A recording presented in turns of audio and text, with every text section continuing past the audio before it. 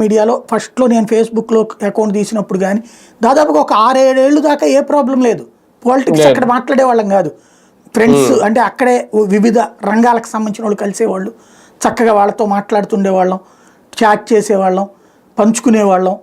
దాని ద్వారా ఏదన్నా సొసైటీకి మనం చేయగలిగేది చేసేవాళ్ళం. వాళ్ళు మనకి ఫీడ్బ్యాక్ ఇస్తుండేవాళ్ళు. న్యూస్కి మంచి సెటప్ నడిచింది అప్పుడు ఆ రోజులు.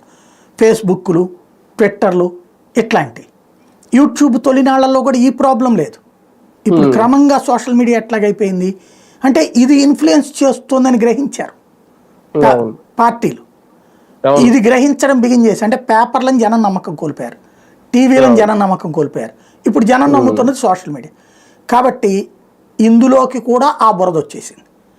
ఇది ఏ స్టేజ్కి వెళ్ళిపోయింది? డబ్బులు పడేసి తప్పుడు విధంగా ఇన్ఫ్లుయెన్స్ చేసేటటువంటి ఇన్ఫ్లుయెన్సర్లను క్రియేట్ చేయడం ప్రారంభించారు.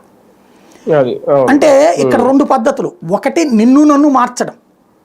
సాధ్యం కానప్పుడు ఓ 10 మంది ఏది పడితే అది మాట్లాడే వాళ్ళని పెట్టారనుకోండి, సోషల్ మీడియా అంతా నాశనం రా, అందరూ అంతేరా అనుకోవాలి. ఇలాగా ఓవరాల్ వ్యవస్థ మీద ఒక అపనమ్మకం కల్పించాడు. అంటే ఫైనల్ గా ఏ మీడియాలోనూ ఇంకా నో ఎథిక్స్. ఇవాళ అంతే, print media no, electronic media no, social media no. కాకపోతే సోషల్ మీడియాలో ఇప్పటికి మిగులుంది ఏంటంటే కొంతమంది వ్యక్తుల యొక్క న్యూట్రాలిటీని జనం నమ్ముతున్నారు, వాళ్ళని ఫాలో అవుతున్నారు. వాళ్ళని వీళ్ళు సామదాన భేద దండోపాయాల ద్వారా బెదిరించడమా, కొనేయటమా,